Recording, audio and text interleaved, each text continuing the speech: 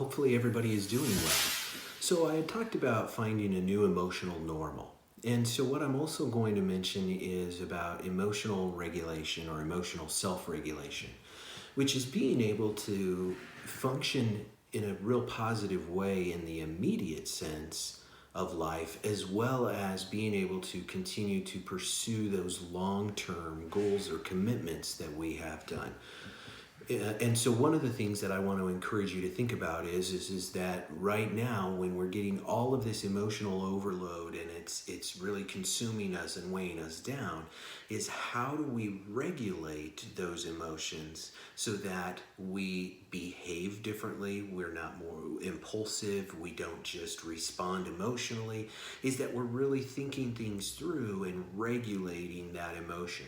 So when we think about that, think about the times that you have reacted emotionally and your behavior has been based off of an emotion, instead of sitting back and saying, hey, at this point in time, I'm not going to ruminate. I'm not going to be negative to myself. I'm not going to have negative self-talk. I'm going to be more positive. And so I think that it's really vital to recognize that emotional regulation as those emotions come in. We filter them, we process them, and then we rationalize as much as we can so that the impact is less than it would normally be, instead of just letting all those emotions come in, getting all worked up, getting all tense and tight, and then not being able to behave in a way that we want to behave. So that's what we're experiencing now, is we're on an emotional overload and we're not regulating much.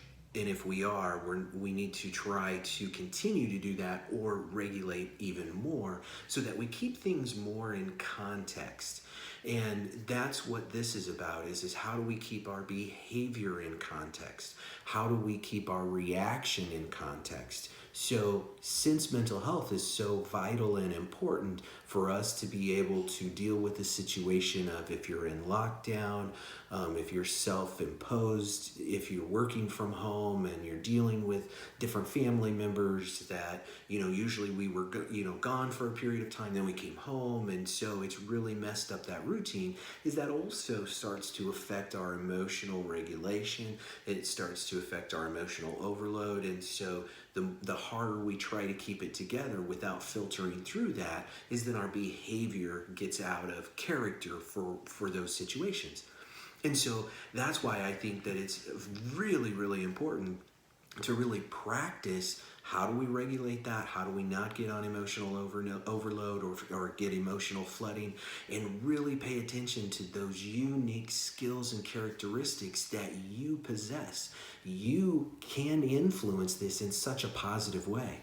So remember, if you feel special, you'll make others feel special.